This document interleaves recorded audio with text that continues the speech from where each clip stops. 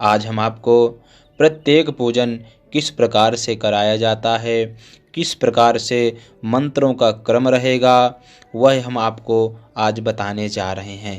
संकल्प के पूर्व कोई भी यदि आप पूजन अनुष्ठान करवा रहे हैं, इन मंत्रों का ही प्रयोग होता है, यही क्रम रहता है। आप सभी लोग वीडियो को देखें। आइए वीडियो प्रारंभ करते हैं। पूजन के प्रारंभ में सर्वप्रथम भगवान विष्णु जी का स्मरण करना चाहिए इन मंत्र के द्वारा। ओम मंगलम भगवान विष्णु मंगलम गरुड़ध्वजः मंगलम पुंडरीकाक्ष मंगलाय तनो हरिः। श्रीवासुदेवाय नमः, अनंत पुरुषाय नमः। इस प्रकार से भगवान का स्मरण करने के पश्चात भगवान सद्गुरुदेव का ध्यान करना चाहिए इस मंत्र के द्वारा। ओम गुरुर्ब्रह्मा गुरुर्विष्णु गुरुर्देवो महेश्वरः गुरुः साक्षात् परब्रह्म तस्मै श्री गुरवे नमः। ओम श्री सद्गुरु चरण कमलेभ्यो नमः। भगवान सद्गुरुदेव के स्मरण के पश्चात कर्म पात्र का पूजन करना चाहिए। जिस पात्र में आप जल सिंचन के लिए रखे हुए हैं, उस पात्र का पूजन करें, गंध अक्षत पुष्पादि समर्पण करें इस मंत्र को पढ़ते हुए। ओम शन्नो देवीराभिष्टाय आपो भवन्तु पीताये संजोराभिसरावन्तु नः। ओम श्री वरुणाय नमः, श्री कर्मपात्राय नमः। सर्वोपचारार्थे गंध अक्षत पुष्पम समर्पयामि। तत्पश्चात आचमन करें 3 बार। ओम केशवाय नमः, ओम नारायणाय नमः, ओम माधवाय नमः। हस्तौ प्रक्षाल्य ऋषिकेशाय नमः। आचमन करने के पश्चात हाथ धुल लें। हाथ धुलने के उपरांत पवित्रीकरण अर्थात अपने ऊपर तथा समस्त सामग्री के ऊपर जल का सिंचन करें। ओम अपवित्रः पवित्रो वा सर्वावस्थांगतोऽपि वा यः स्मरेत् पुंडरीकाक्षं स बाह्याभ्यन्तरः शुचिः। इस मंत्र के द्वारा पवित्रीकरण करने के उपरांत आसन शुद्धि करना है इस मंत्र के द्वारा।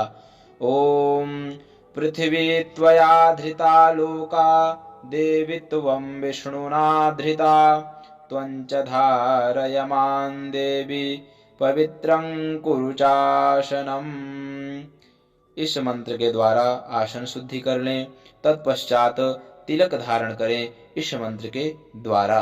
ओम स्वस्ति न इंद्रो वृद्धस्रवाः स्वस्ति नः पूषा विश्ववेदाः स्वस्ति नस्तारक्ष्यो अरिष्टानेमिः स्वस्ति नो बृहस्पतिर्दधातु। इस मंत्र के द्वारा तिलक धारण कर लें। तिलक धारण के उपरांत शिखा बंधन करें इस मंत्र के द्वारा। ओम चिद्रूपिणी महामाये दिव्य तेजः समन्विते तिष्ठ देवी शिखा मध्ये तेजो वृद्धिं कुरुष्व मे। इस मंत्र के द्वारा शिखा बांधनी चाहिए। बहुत सारे लोग हैं जिनके पास शिखा नहीं होती है। जो लोग शिखा नहीं रखते हैं वह लोग या मौली का टुकड़ा सर पे रखें या रुमाल से ढकें। इस प्रकार से नियम है, ऐसा करना चाहिए। इसके उपरांत शिखा बंधन के उपरांत पवित्री धारण करना है। दोनों हाथ के अनामिका अंगुली में कुशा की बनी हुई पवित्री को धारण करते हैं। कुशा की बनी हुई पवित्री नहीं है तब आप सोने की चांदी की अंगूठी को उस अनामिका अंगुली में धारण कर सकते हैं। वह भी नहीं है तब आप मौली के टुकड़े को उस अनामिका अंगुली में बांध लें। इस मंत्र के द्वारा ओम पवितरे स्थो वैष्णव्यौ शाविदुर्वाः प्रसव उत्पुनाम्यक्षिदरेण पवितरेण सूर्यस्य रश्मिभिः तस्याते पावितरपते पावितरपूतस्य यत्कामाः पुने तक्षकेयं मां। पवित्री धारण के उपरांत हाथ में भूतोपसारण के लिए पीली सरसों या अक्षत ले लें। बाएं हाथ में लेना है और दाहिने हाथ से ढक लेना है। इसके उपरांत इन मंत्रों का वाचन करना है। ओम अपसर्पन्तु ते भूता ये भूता भूमि संस्थिता ये भूता विघ्नकर्तारस्ते नश्यन्तु शिवाज्ञया अपक्रामन्तु भूतानि पिशाचाः सर्वतो दिशं सर्वेषामपि रोधेन पूजा कर्म समारभेत।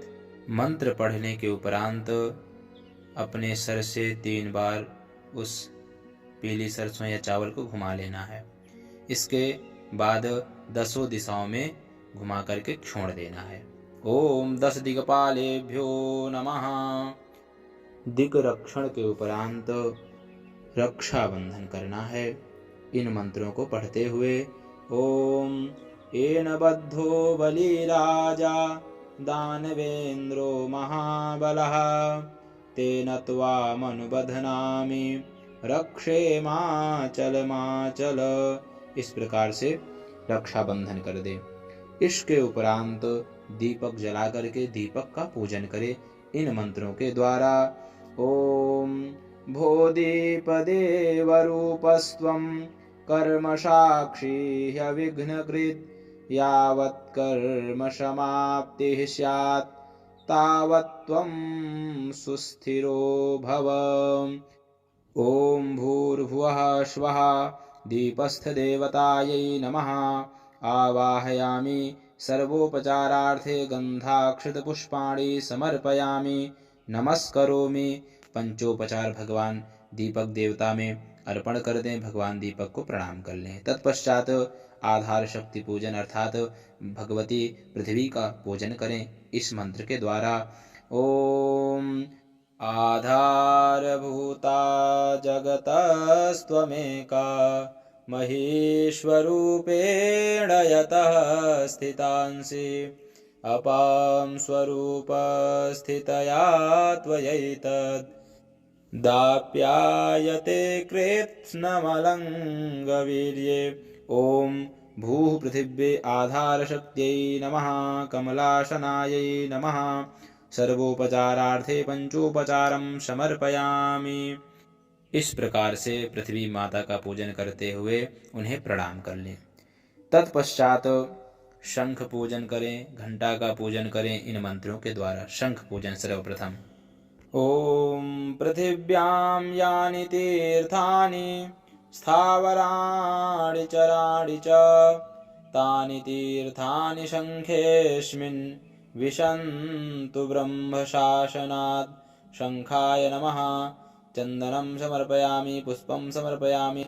सर्वोपचारार्थे पंचोपचारं समर्पयामि। प्रार्थयेत ओम त्वं पुरा सागरोत्पन्नो विष्णुना विधृतः करे निर्मितः सर्वदेवैश्च पांचजन्य नमोऽस्तु ते। ओम शंखाय नमः। शंख पूजन के उपरांत घंटा का पूजन करें। सर्वोपचारार्थ गंध अक्षत पुष्पादि समर्पित करें इस मंत्र को बोलकर। ओम आगमार्थं तु देवानां गमनार्थं च रक्षसां कुरु घंटे वरं नादं देवतास्थान सन्निधौ घंटास्थिताय गरुणाय नमः। अब शव के पूजन के उपरांत शंख पूजन घंटा पूजन के उपरांत स्वस्ति वाचन का पाठ करना चाहिए। अब स्वस्ति वाचन का पाठ प्रारंभ करते हैं।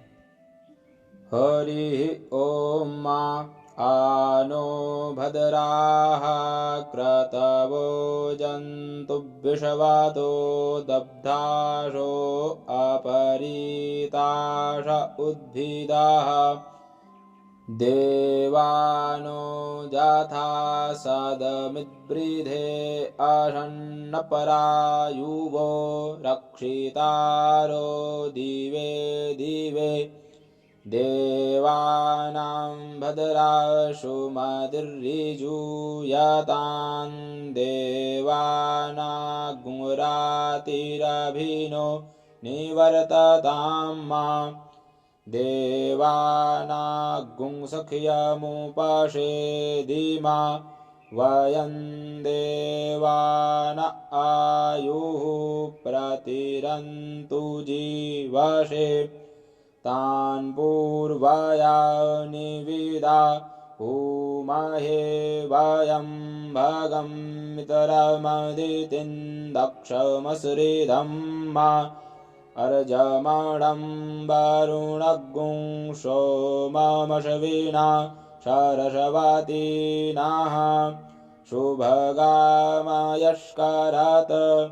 तन्नो वातो मयो भुवातु भेखजन् तन्माता पृथिवी तत्पिता द्यौः तद्ग्रावाणाः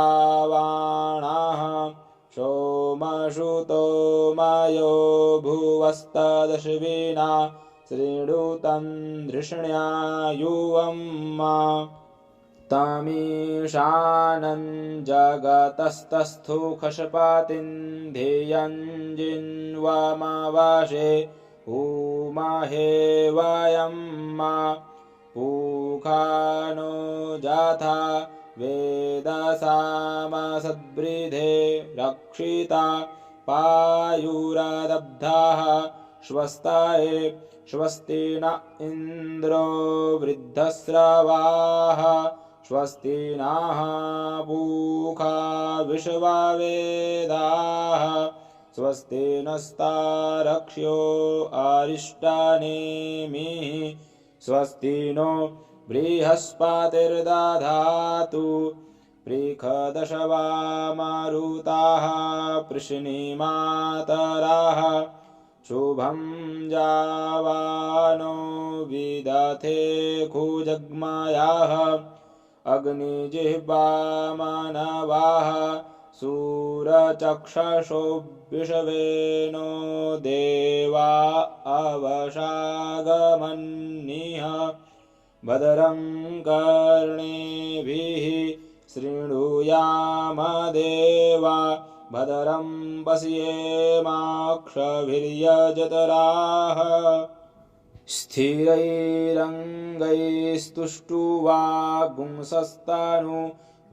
स्थिरैरङ्गैस्तुष्टुवागुंसस्तनूभिर्व्यसेमहि देवहितं जदायुः शतमिन्नो शरदो अन्तिदेवा जतरा नश्चकरा जरशं तनूनां मा पुत्रासो जतरा पितारो भवन्ति बानो मध्यारीरिखतायुर्गन्तोः अदितिर्द्यौरादितिरन्तरिक्षमादितिर्माता शपिता शपुत्राः विश्वे देवा अदितिः पञ्चजना अदितिर्जातमदितिर्जनितवं मा द्यौः शान्तिरन्तरिक्षगुं शान्तिः पृथिवी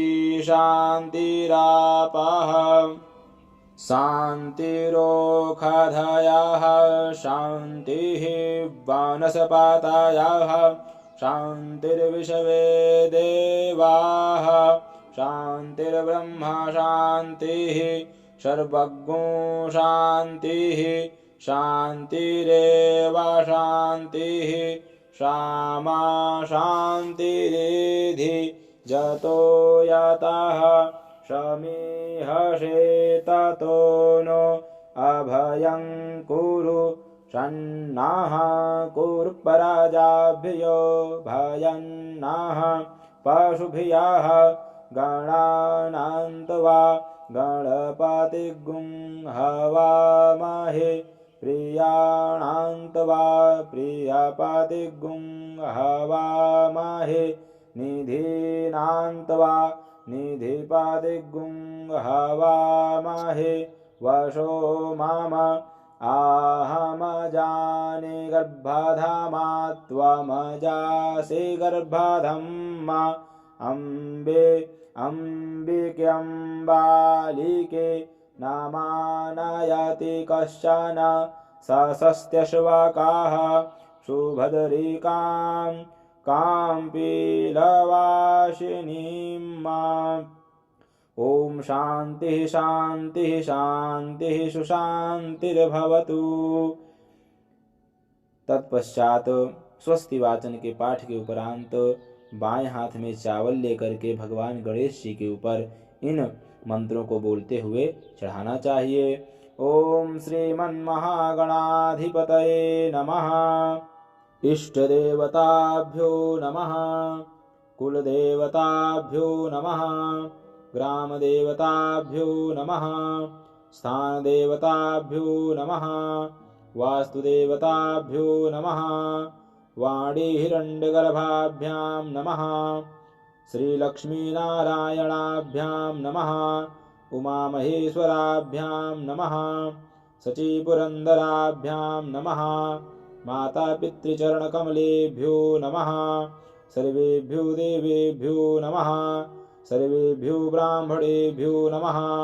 एतत्कर्मप्रधानदेवताभ्यो नमः। सिद्धिबुद्धिसहिताय श्रीमन्महागणाधिपतये नमः। अब मांगलिक श्लोकों का पाठ करेंगे इस प्रकार से।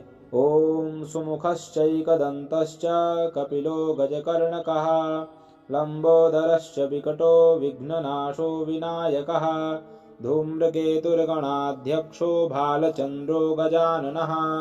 द्वादशैतानि नामानि य पठेत् शृणुयादपि विद्यारम्भे विवाहे च प्रवेशे निर्गमे तथा संग्रामे संकटे चैव विघ्नस्तस्य न जायते। शुक्लाम्बरधरं देवं शशिवर्णं चतुर्भुजं प्रसन्नवदनं ध्यायेत् सर्वविघ्नोपशान्तये। अभीप्सितार्थसिद्ध्यर्थं पूजितो यः सुरासुरैः सर्वविघ्नहरस्तस्मै गणाधिपतये नमः। सर्वमङ्गलमाङ्गल्ये शिवे सर्वार्थसाधिके शरण्ये त्र्यम्बके गौरी नारायणि नमोऽस्तुते। सर्वदा सर्वकार्येषु नास्ति तेषां मङ्गलम् येषां हृदि स्थो भगवान् मङ्गलायतनो हरिः। तदेव लग्नं सुदिनं तदेव ताराबलं चन्द्रबलं तदेव विद्याबलं दैवबलं तदेव लक्ष्मीपते ते घ्रियुगं स्मरामि। लाभस्तेषां जयस्तेषां कुतस्तेषां पराजयः येषामिन्दीवरश्यामो हृदयस्थो जनार्दनः। यत्र योगेश्वरः कृष्णो यत्र पार्थो धनुर्धरः तत्र श्रीर्विजयो भूतिर्ध्रुवानीतिर्मतिर्मम। अनन्याश्चिन्तयन्तो मां ये जनाः पर्युपासते तेषां नित्याभियुक्तानां योगक्षेमं वहाम्यहम्। स्मृतेः सकलकल्याणं भाजनं यत्र जायते पुरुषमतमजं नित्यं व्रजामि शरणं हरिम्। सर्वेष्वारम्भकार्येषु त्रयस्त्रिभुवनेश्वराः देवादिसन्तु नः सिद्धिं ब्रह्मेशान जनार्दनाः।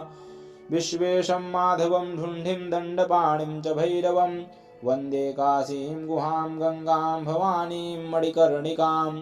वक्रतुण्ड महाकाय सूर्यकोटिसमप्रभ निर्विघ्नं कुरु मे देव सर्वकार्येषु सर्वदा।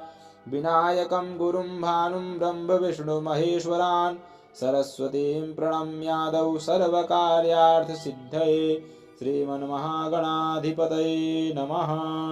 संकल्पः। संपूर्ण इस प्रकार से होने के उपरांत अब संकल्प किया जाता है पूजन का इस प्रकार से।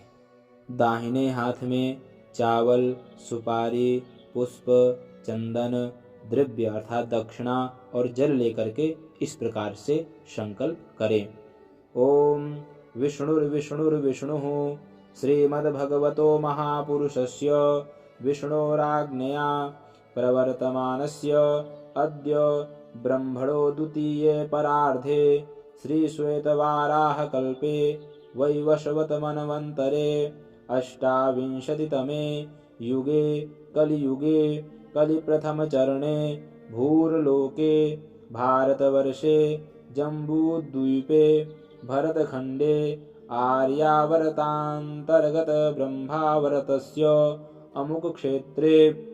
अब जहाँ जहाँ पर अमुक आएगा उसके आगे वाले शब्द पर ध्यान देते हुए आप उस जगह का नाम गोत्र आदि जो जैसे आता है वैसे आप बोलते जाएंगे, बोल लेना है।